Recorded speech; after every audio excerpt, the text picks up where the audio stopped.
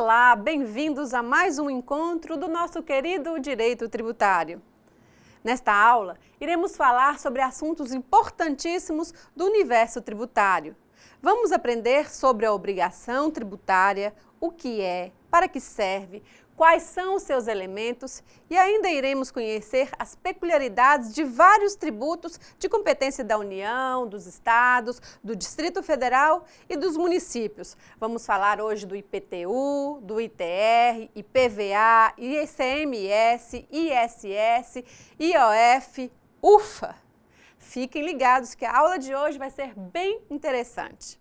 Antes de iniciarmos o assunto novo, vamos relembrar alguns aspectos da aula passada. Naquele encontro, esgotamos o tema limitações constitucionais.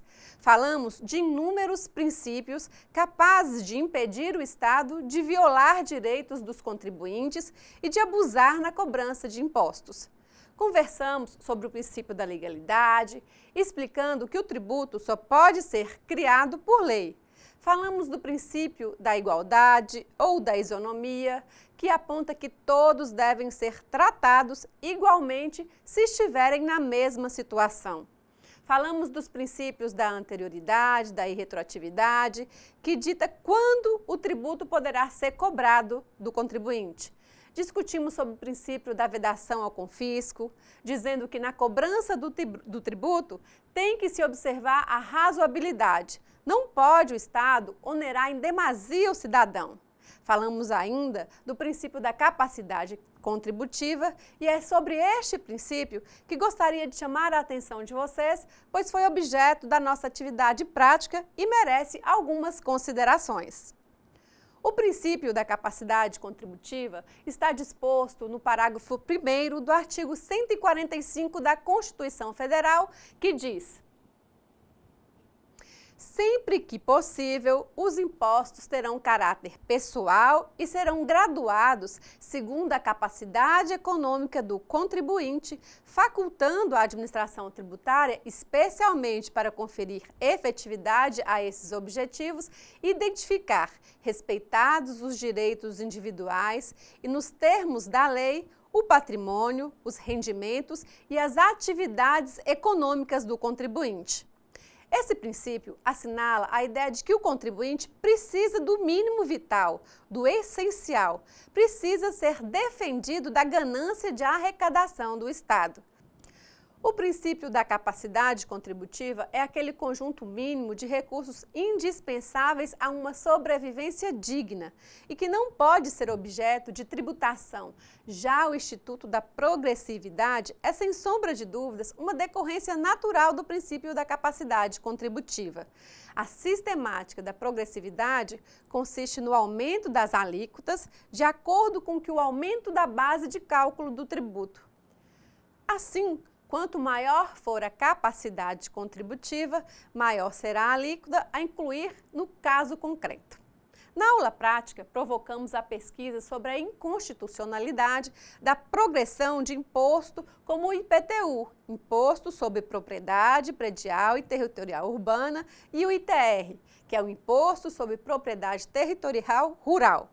Estes impostos têm algumas peculiaridades que iremos conhecer daqui a pouco. Por enquanto, basta saber que a progressividade desarrazoada não existe no texto constitucional. É de se ressaltar que quando este instituto atinge a questão da liberdade econômica e da propriedade privada de forma desproporcional, sem sombra de dúvida, viola no mínimo alguns princípios constitucionais. Afinal, a progressividade leva aquele que já paga mais a também pagar progressivamente mais. E isso é negar o tratamento isonômico a que todos fazem jus.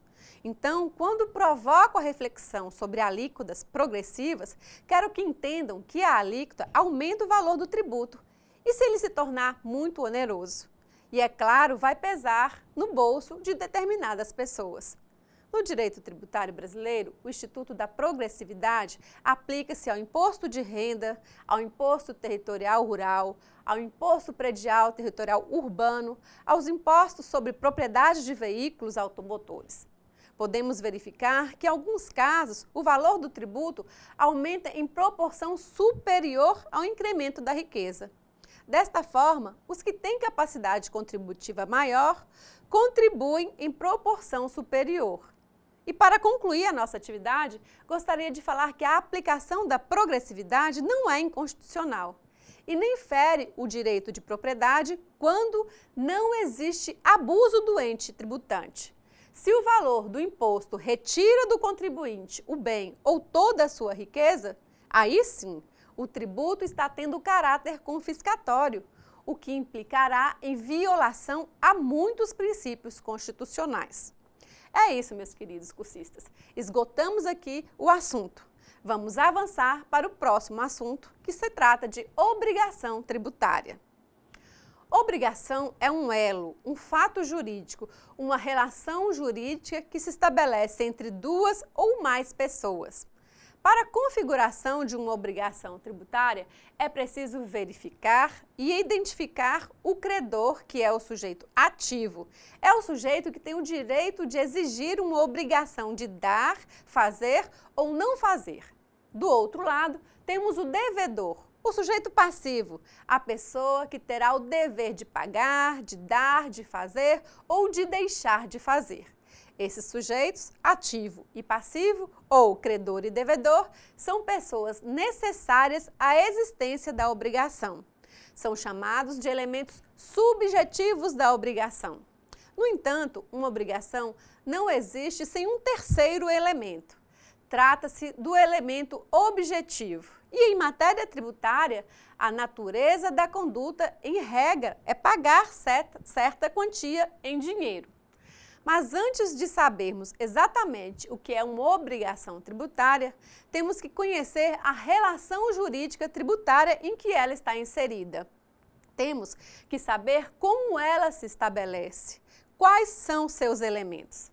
A relação tributária começa quando nos deparamos com a hipótese de incidência tributária que representa aquele momento abstrato, previsto em lei, hábil a iniciar a relação jurídica tributária. É interessante saber que a hipótese de incidência é a descrição que a lei faz de um fato tributário, que, quando ocorrer, fará nascer a obrigação tributária. O fato gerador é outro elemento fundamental para estudarmos a relação jurídico-tributária. Conhecemos como fato gerador ou fato imponível a materialização da hipótese de incidência. Nascendo uma relação obrigacional tributária, verifica-se o vínculo jurídico entre o sujeito ativo do tributo e o contribuinte e o sujeito passivo obrigado ao cumprimento desta obrigação. Ou seja, a obrigação tributária é entendida como um vínculo jurídico mantido diretamente entre o sujeito ativo e o sujeito passivo em torno de um tributo. O mestre Hugo de Brito Machado define como sendo a obrigação tributária a relação jurídica em virtude do qual o particular, que é o sujeito passivo, tem o dever de prestar dinheiro ao Estado, que é o sujeito ativo, ou de fazer, de não fazer, ou tolerar algo no interesse da arrecadação ou da fiscalização dos tributos. O mesmo autor ainda diz que a obrigação tributária é uma obrigação legal por excelência, decorre diretamente da lei, sem que a vontade interfira com o seu nascimento. A lei cria o tributo e descreve a hipótese em que o mesmo é devido. Ainda Rubens de Gomes Souza, um dos autores do Código Tributário Nacional, conceitua a obrigação tributária como sendo o poder jurídico por força do qual o Estado pode exigir de um particular uma prestação positiva ou negativa nas condições definidas pela lei tributária. Já o Código Tributário Nacional fala que a obrigação tributária nasce como um acontecimento de um fato gerador tributário, consistindo o crédito através do lançamento. A exigibilidade de um tributo é uma qualificativa essencial à obrigação, não podendo existir uma sem a outra. Por isso, só se pode falar em obrigação tributária após o lançamento. Assim, a obrigação jurídica tributária nada mais é do que um vínculo existente entre o sujeito passivo e o sujeito ativo de uma obrigação de dar, de fazer, de não fazer ou de tolerar. Nos termos do artigo 113 do Código Tributário Nacional, a obrigação tributária pode ser principal ou acessória. A obrigação principal surge com a ocorrência do fato gerador e tem por objeto o pagamento de um tributo ou uma penalidade pecuniária e se extingue juntamente com o crédito dela decorrente. Já a obrigação acessória decorre da legislação tributária e tem por objeto as prestações positivas ou negativas nela prevista no interesse da arrecadação ou da fiscalização dos tributos. Na obrigação tributária, há um vínculo jurídico onde o devedor paga uma prestação em proveito do credor. A prestação será sempre de natureza tributária, seja de dar, fazer ou não fazer. A obrigação principal é o pagamento do tributo ou da penalidade, enquanto a obrigação acessória é aquela sem conteúdo pecuniário, que se traduz em uma prestação positiva ou negativa no interesse da fiscalização ou arrecadação de tributos, como as obrigações de emitir documentos fiscais, de escriturar livros e de entregar declarações. Gostaria que vocês guardassem que a obrigação tributária principal é a entrega de dinheiro ao Estado proveniente de pagamento de tributo ou de penalidade pecuniária, tendo sempre conteúdo patrimonial. Já a obrigação tributária principal, a obrigação tributária principal decorre sempre de lei, ou seja, somente a lei poderá instituir um tributo, bem como somente a lei gerará uma obrigação tributária principal. Assim, a obrigação de pagar ao Estado necessariamente deve ser instituída por lei. Já a obrigação tributária acessória são os deveres instrumentais exigidos pelo sujeito ativo, que é o ente tributante, com o intuito de assegurar o interesse da arrecadação dos tributos e também de facilitar a atividade de fiscalização do sujeito passivo. Essas obrigações não estão relacionadas no sentido de dependência com uma determinada obrigação principal, podendo as obrigações acessórias existirem independentemente das obrigações principais. Elas servem para viabilizar o cumprimento de possíveis obrigações principais de outros tributos, como, por exemplo, na emissão de uma nota fiscal de uma operação isenta de ICMS, é exigido a emissão porque se presta para controlar contabilmente sua receita para repercussão em outros tributos, como as contribuições ao PIS e a CONFINS.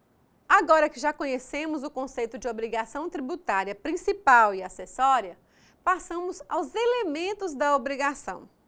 São elementos o sujeito ativo, o sujeito passivo, o objeto e a causa.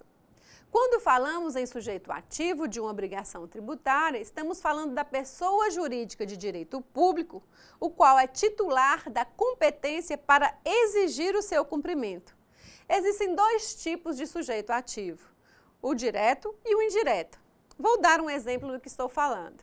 No IPVA, Imposto sobre Propriedade de Veículo Automotor, que é um imposto estadual, quem poderá cobrá-lo é o Estado.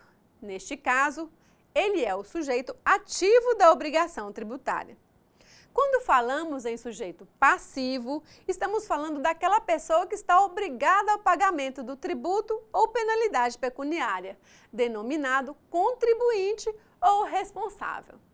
De acordo com o Código Tributário Nacional, existem dois tipos de sujeitos passivos na obrigação principal.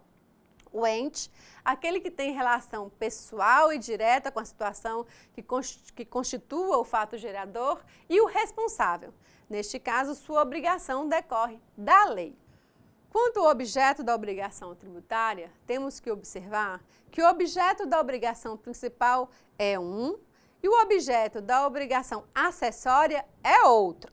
A obrigação tributária principal é a obrigação de pagar tributo, acrescido, se for o caso, de juros e multas.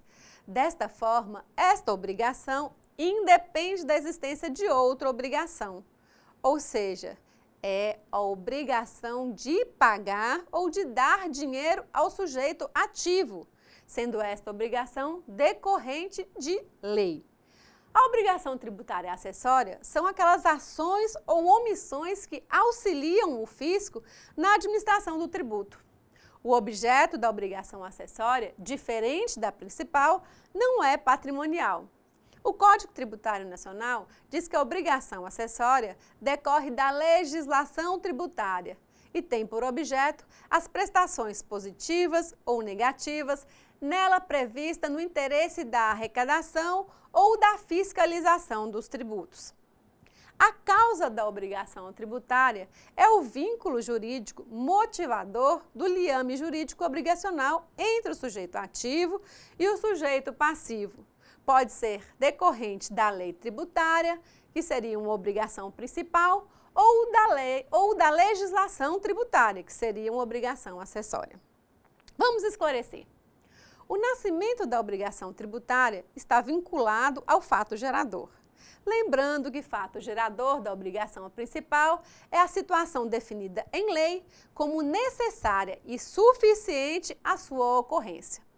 O Código Tributário Nacional diz que fato gerador da obrigação acessória é a hipótese que, na forma da legislação aplicável, impõe a prática ou abstenção de ato que não configure obrigação principal. Assim, percebam, o fato gerador da obrigação principal foi associado à lei, enquanto o fato gerador da obrigação acessória foi atrelada à legislação tributária.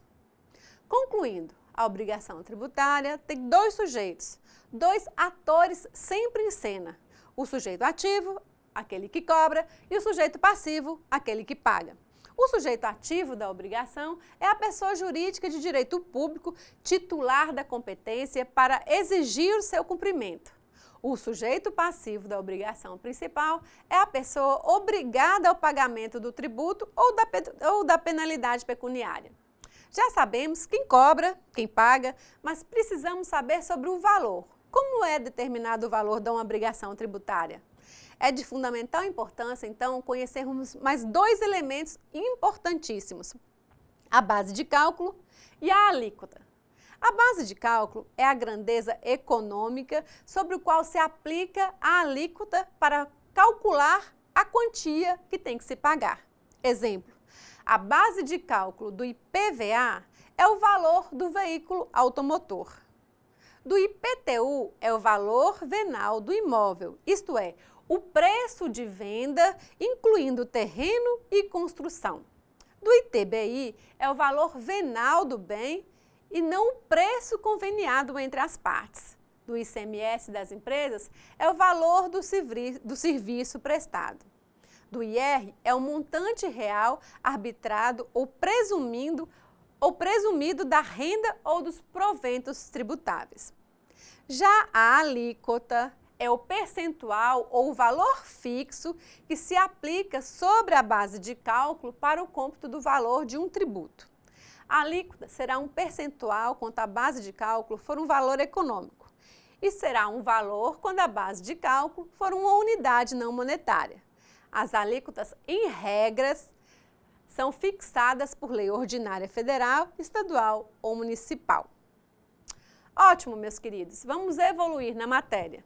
Vocês se lembram que na aula passada concluímos o tema competência?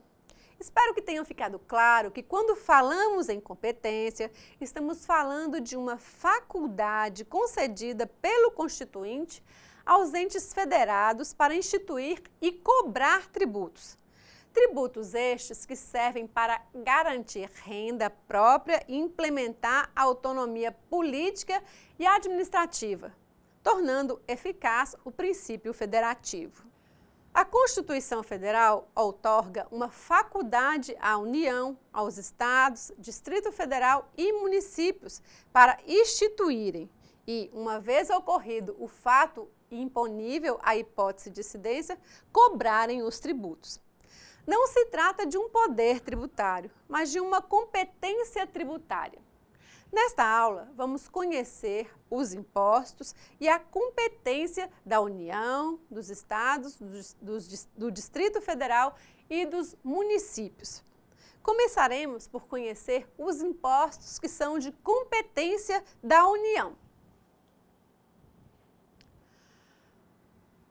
O artigo 153 da Constituição Federal diz que Compete à União instituir impostos sobre importação de produtos estrangeiros, exportação para o exterior de produtos nacionais ou nacionalizados, renda e proventos de qualquer natureza, produtos industrializados, operação de crédito, câmbio e seguro ou relativas a títulos ou valores mobiliários, propriedade territorial rural, grandes fortunas nos termos da lei complementar. Estes são os impostos da União. Vamos conhecer melhor cada um destes impostos. Começaremos pelo imposto de importação. O imposto de importação também é conhecido por tarifa aduaneira ou imposto regulatório, cujo objetivo maior é regular o comércio exterior. Trata-se de um imposto com função extrafiscal. Não é um imposto de grande relevância para a arrecadação.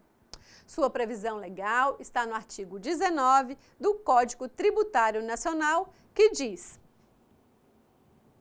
o imposto de competência da União sobre importação de produtos estrangeiros tem como fato gerador a entrada deste no território nacional. Quero que saibam que não basta o simples ingresso no território nacional. É necessário que, para a incidência do imposto, os bens devam ser destinados a permanecer de forma definitiva no país. Neste contexto, quando os navios e aeronaves que adentram no país de passagem estacionam ou atracam e depois seguem para outros destinos com as mercadorias que transportam, não haverá ocorrência do fato gerador do imposto de importação. Nos termos do artigo 21 do Código Tributário Nacional, o Poder Executivo pode, nas condições e nos limites estabelecidos em lei, alterar as alíquotas ou as bases de cálculos deste imposto, a fim de ajustá-lo aos objetivos da política cambial e do comércio estrangeiro. Assim, compete ao Poder Executivo alterar somente a alíquota do imposto de importação. Por esta razão, este imposto não se sujeita ao princípio da anterioridade. O contribuinte sujeito ao pagamento deste imposto é o importador ou aquele que a lei equiparar. É também o arrematante de produtos apreendidos ou abandonados. Agora vamos falar sobre o imposto de exportação. Também é um imposto regulatório, sua função também é extrafiscal, haja vista que o objetivo é mais regular o comércio exterior do que propriamente uma arrecadação para a União. Sua previsão está no artigo 23 do Código Tributário Nacional, que diz: o imposto de competência da União sobre a exportação para o estrangeiro de produtos nacionais ou nacionalizados tem como fato gerador a saída destes do território nacional. O imposto de importação incide sobre o imposto de exportação incide sobre a exportação para o estrangeiro de produtos nacionais ou nacionalizados, tendo como fato gerador a saída dos produtos do território nacional. É considerado ocorrido o fato gerador do tributo no momento da expedição da guia de exportação ou de um documento equivalente. Da mesma forma que no imposto de importação, visto anteriormente, o Poder Executivo pode, nas condições e nos limites estabelecidos em lei, alterar as alíquotas ou a base de cálculo do imposto, a fim de ajustá-lo aos objetivos da política cambial e do comércio exterior. O contribuinte, sujeito passivo do imposto de exportação, é o exportador. Isto é, aquele que promove a saída do produto do território nacional ou a quem a lei a ele equiparar. O imposto de renda é outro imposto que a competência é da União e é dele que nós vamos falar agora. O imposto sobre a renda e proventos de qualquer natureza é utilizado como instrumento de distribuição de renda. Sua função é fiscal, sendo considerada como um dos principais fontes tributárias da União. Sua previsão está no artigo 43 do Código Tributário Nacional, que diz: o imposto de competência da União sobre a renda e proventos de qualquer natureza tem como fato gerador a aquisição da disponibilidade econômica ou jurídica. Disponibilidade de renda, assim entendido o produto do capital, do trabalho ou da combinação de ambos. De proventos de qualquer natureza, assim entendidos os acréscimos patrimoniais não compreendidos no inciso anterior. O parágrafo 1º diz que a incidência do imposto independe da denominação da receita ou do rendimento, da localização, condição jurídica ou da nacionalidade da fonte, da origem e da forma de percepção. O parágrafo 2º ainda nos diz que, na hipótese de receita ou de rendimento oriundos do exterior, a lei estabelecerá as condições e o momento em que se dará sua disponibilidade para fins de incidência do imposto referido neste artigo. O fato gerador do tributo do imposto de renda é a aquisição da disponibilidade econômica ou jurídica da renda e de proventos de qualquer natureza, ou simplesmente o que houver de acréscimo ao patrimônio do contribuinte. Renda é o produto do capital ou do trabalho, ou da combinação de ambos. Já proventos são todos os outros acréscimos patrimoniais, como aposentadoria, pensões e doações. O contribuinte, sujeito passivo do imposto, é a pessoa física ou jurídica. É o titular da disponibilidade a que se refere o artigo 43. Sem prejuízo da lei atribuir esta condição ao possuidor a qualquer título dos bens, produtos de renda ou dos proventos tributáveis. A lei pode atribuir à fonte pagadora da renda ou dos proventos tributáveis a condição de responsável pelo imposto, cuja retenção e recolhimento são feitos por eles.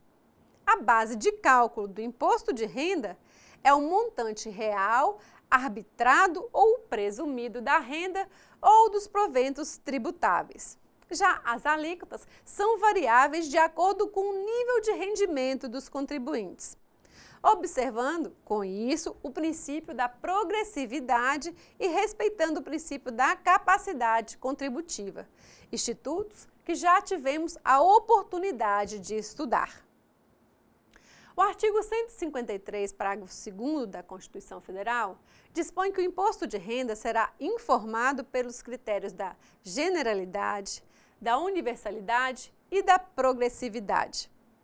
Generalidade significa dizer que incide sobre a renda de qualquer pessoa. A universalidade expressa que incide sobre todas as rendas e proventos. Já a progressividade exprime que quanto maior o acréscimo patrimonial, maior será o valor da alíquota, maior a pessoa vai pagar de imposto. Esses são os aspectos mais importantes que precisamos saber sobre o imposto de renda. Vamos falar agora sobre o Imposto sobre Produtos Industrializados, o IPI. Sua nomenclatura original era Imposto de Consumo, tendo como vista que o sujeito passivo de direito eram os industriais, os importadores, os arrematantes, comerciantes e atacadistas de produtos industrializados. Mas o contribuinte de fato eram os consumidores, uma vez que o imposto aderia ao preço do produto. Atualmente, em razão do princípio constitucional da não cumulatividade, os agentes econômicos na cadeia de circulação de bens e serviços recolhem o imposto apenas sobre o valor que adicionou ao produto, em que o valor que foi pago na operação anterior lhe dá um crédito a ser abatido no débito do imposto. A este imposto é aplicado também o princípio da seletividade dos produtos, tudo de acordo com a sua essencialidade. Desta forma, as alíquotas dos remédios são bem menores que as alíquotas da bebida, do cigarro, do refrigerante. Ademais, nos termos do artigo 153, parágrafo 1º da Constituição Federal, é facultado ao Poder Executivo, atendidas as condições e os limites estabelecidos em lei, alterar as alíquotas do imposto sobre produtos industrializados.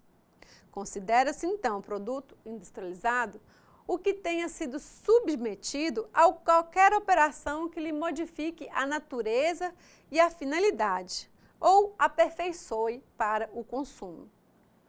O fato gerador do imposto sobre o produto industrializado está no artigo 46 do Código Tributário Nacional, que diz que haverá incidência do imposto quando do seu desembaraço aduaneiro e de procedência estrangeira, quando houver sua saída do estabelecimento do importador ou a quem a lei equiparar, do industrial ou a quem a lei equiparar, do comerciante de produtos sujeitos ao imposto, do arrematante de produtos apreendidos ou abandonados levados a leilão, da sua arrematação quando apreendidos ou abandonados e levado a leilão.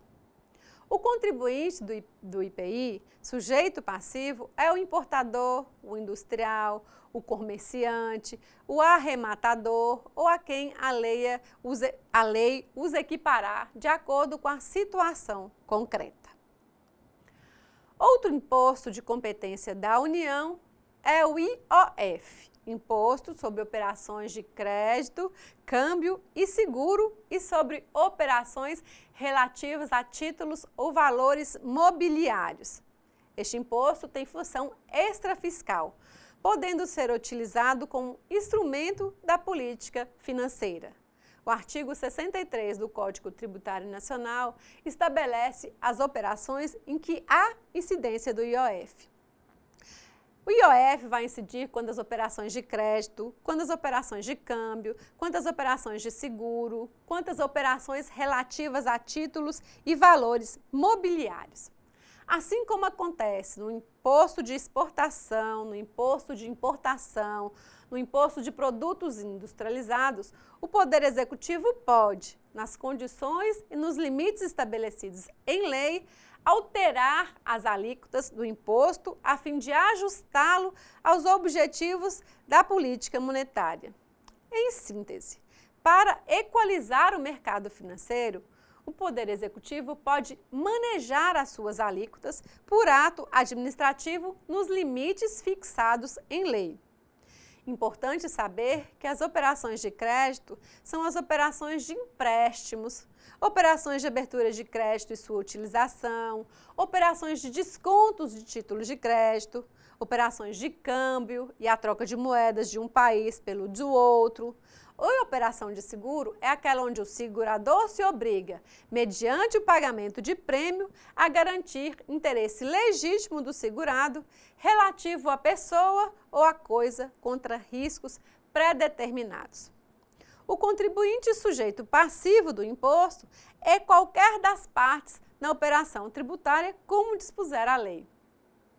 Ainda sobre a competência da União, iremos falar do ITR, o Imposto sobre a Propriedade Territorial Rural. É o imposto pessoal sobre o patrimônio imobiliário de quem, como fato gerador, de acordo com o artigo 29, é proprietário ou tem um domínio útil ou a posse de um imóvel por natureza, como definido na lei civil, que fique localizado na zona rural dos municípios. O ITR só incide sobre a terra. Assim, estão excluídas as construções, instalações e benfeitorias. Pouco importa a destinação do imóvel. O que é considerado para a incidência do ITR é a localização, ou seja, que esteja situado fora da zona urbana. O conceito de zona urbana dá-se por exclusão. Desta forma, é zona rural o que a lei municipal não considerar zona urbana. O artigo 32 do Código Tributário Nacional descreve que se entende por zona urbana a definida em lei municipal, observando a existência de pelo menos 2 dos seguintes requisitos. Tem que haver meio-fio ou calçamento, Tem que haver canalização de águas pluviais, abastecimento de água, sistema de esgoto sanitário, rede de iluminação pública, escola primária ou posto de saúde a uma distância máxima de 3 quilômetros do determinado imóvel. A base de cálculo do imposto é o valor fundiário. E a cada ano, o proprietor declara o valor da terra nua para ser calculado o valor do imposto. O contribuinte do ITR é o proprietário do imóvel, o titular do seu domínio útil ou o seu possuidor a qualquer título. Por fim, dispõe o artigo 153, parágrafo 4º da Constituição Federal, que o imposto sobre a propriedade territorial rural será progressivo e terá suas alíquotas fixadas de forma a desestimular a manutenção de propriedades improdutivas. Não incidirá sobre pequenas glebas rurais definidas em lei quando explore o proprietário que não possua outro imóvel. Será fiscalizado e cobrado pelo município que assim optarem na forma da lei, desde que não implique redução do imposto ou qualquer outra forma de renúncia fiscal. O último imposto, que é da competência da União, trata-se do imposto sobre grandes fortunas. E este, nesse momento, apesar da previsão constitucional, a União ainda não instituiu. Existem vários projetos legislativos para a sua criação, mas ainda não foi criado. Terminamos, então, todas as competências da União. A dica que deixo agora para vocês é que entre os entes federativos, a União é quem tem maior impostos para arrecadar. Ok? Vamos começar então a conhecer agora os impostos da competência do Estado e do Distrito Federal. Eles estão indicados no artigo 155 da Constituição Federal. O artigo 155 da Constituição Federal diz que compete aos Estados e ao Distrito Federal instituir impostos sobre transmissão, causas mortes e doação de qualquer bem ou direito, ITCD, operação relativa à circulação de mercadorias e sobre prestação de serviços de transporte interestadual e intermunicipal e de comunicação, ainda que as operações e as prestações se iniciem no exterior, o ICMS, e a propriedade de veículos automotores, o IPVA. O primeiro imposto que iremos falar é sobre a transmissão, causa-mortes e doação de quaisquer bens ou direitos, o ITCMD. O imposto sobre a transmissão de bens imóveis e de direitos a eles relativos, ou simplesmente imposto sobre herança e doações, que tem como fato gerador a transmissão de qualquer bem ou direito por meio de herança ou doação. Além de incidir sobre a transmissão desses direitos, incide sobre os bens móveis e imóveis. A função do imposto é fiscal, com vistas a abastecer os cofres públicos do Estado e do Distrito Federal. As alíquotas são fixadas por meio de cada um dos estados e pelo Distrito Federal, observando a alíquota máxima fixada pelo Senado Federal, que é de 8%. A base de cálculo do imposto é o valor venal dos bens ou direitos transmitidos, não podendo ser superior ao valor do mercado. O cálculo é feito sobre o valor dos bens na data da avaliação. Neste imposto, a transmissão, causas-mortes, a transmissão é em razão da morte. O contribuinte sujeito passivo do imposto é qualquer pessoa, beneficiário que receba, por transmissão, causas-mortes, a doação de qualquer bem ou direito. Agora, vamos falar do ICMS. Imposto sobre operação relativa à circulação de mercadorias e sobre prestação de serviço de transporte interestadual e intermunicipal e de comunicação. A função do ICMS é predominantemente fiscal, representando a maior fonte de recursos dos estados e do Distrito Federal. O ICMS também é chamado de Imposto sobre o Consumo e incide sobre operações relativas à circulação de mercadorias, prestação de serviço de transporte interestadual e intermunicipal, prestação de serviço de comunicação.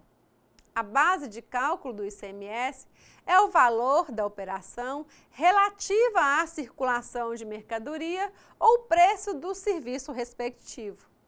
As alíquotas são definidas pelo Estado e Distrito Federal, sendo que o Senado ficou assegurado o estabelecimento de limitações por meio de resolução.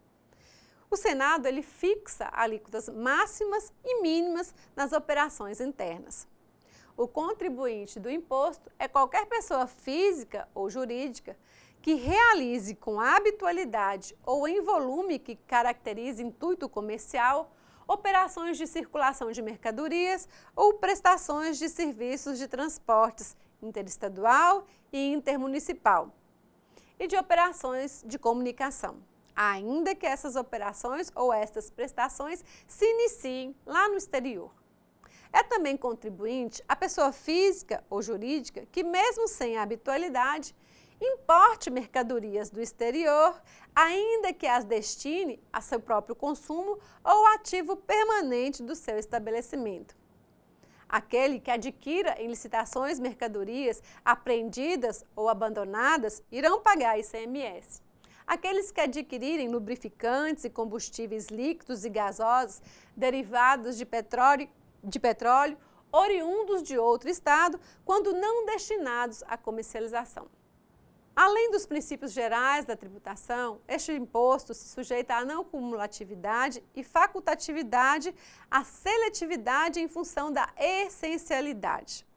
A cobrança do ICMS é feita de forma mista, ou seja, origem e destino. Parte do montante arrecadado fica na origem, estado produtor, e a outra porcentagem vai para o destinatário, estado consumidor.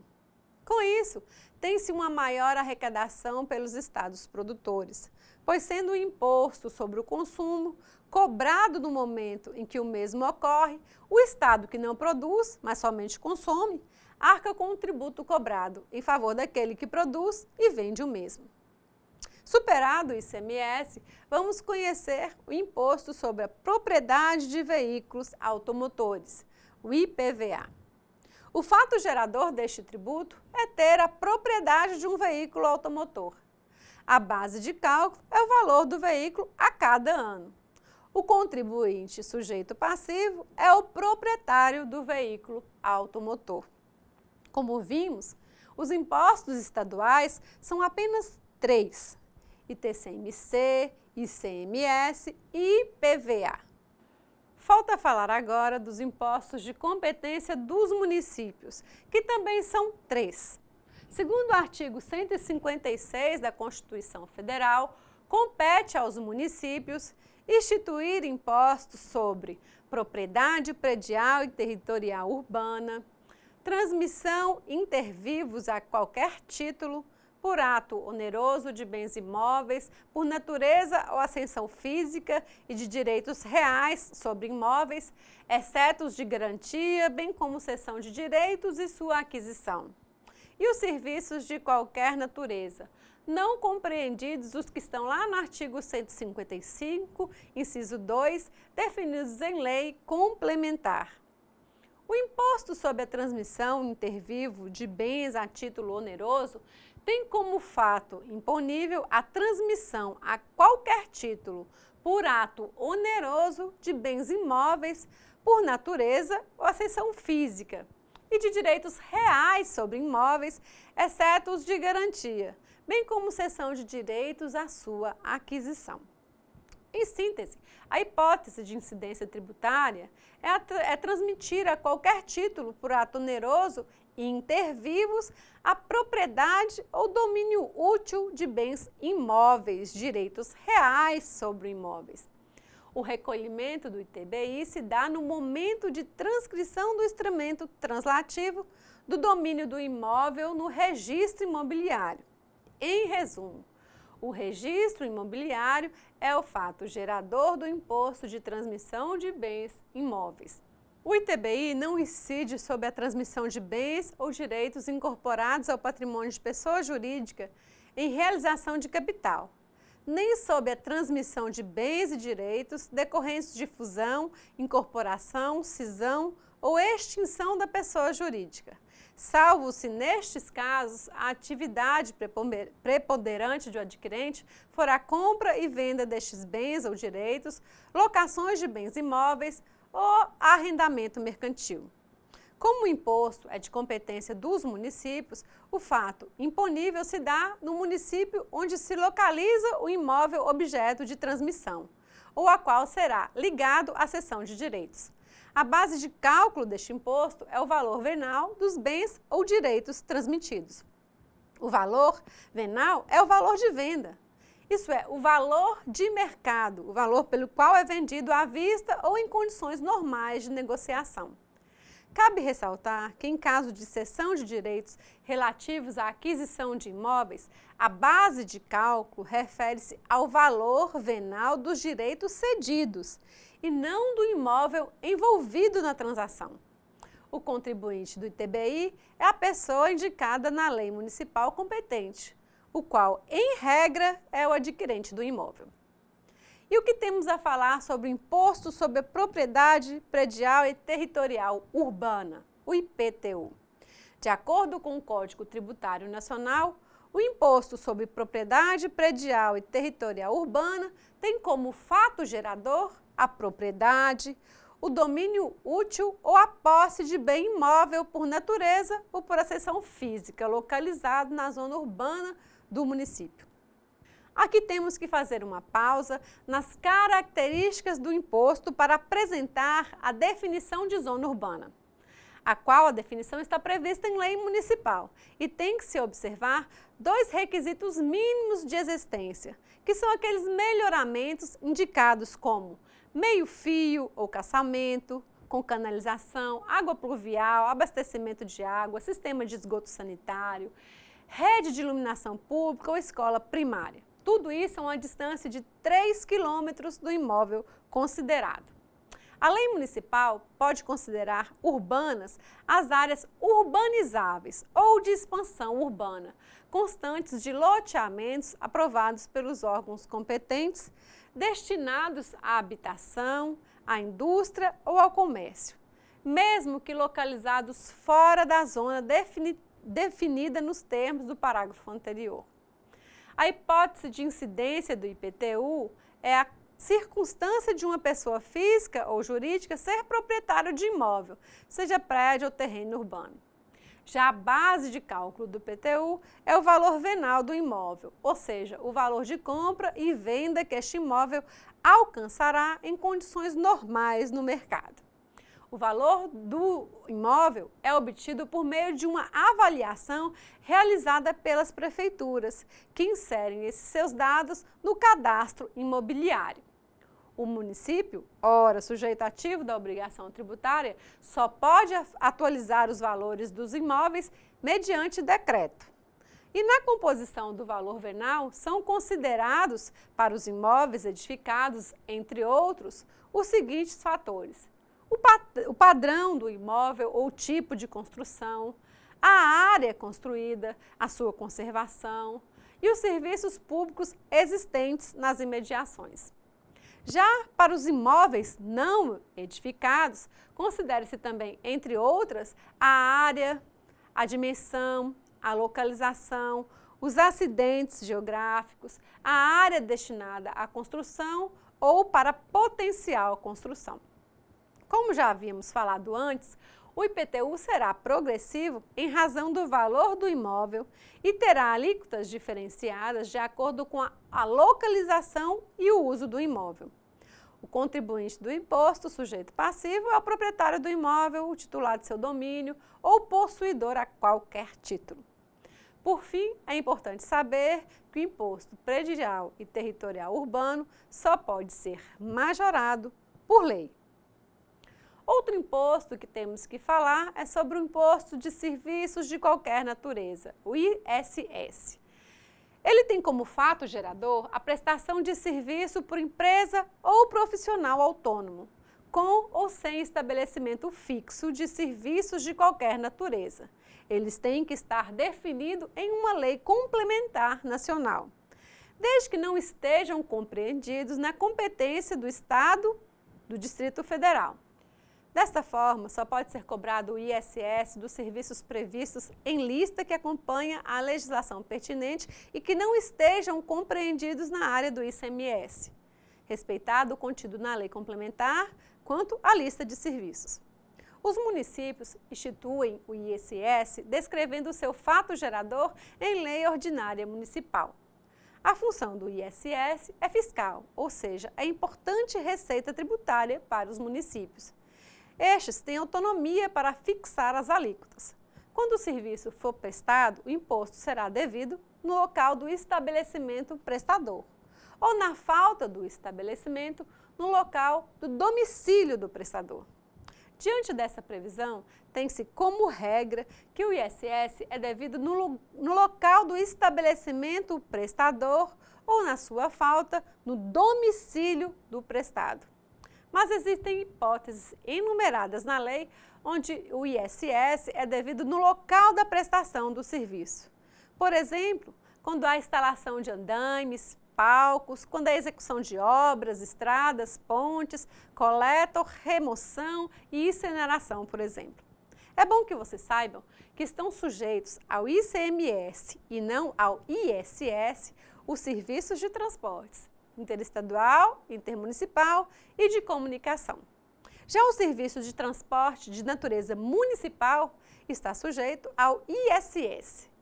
A base de cálculo do ISS para as empresas é o preço do serviço executado.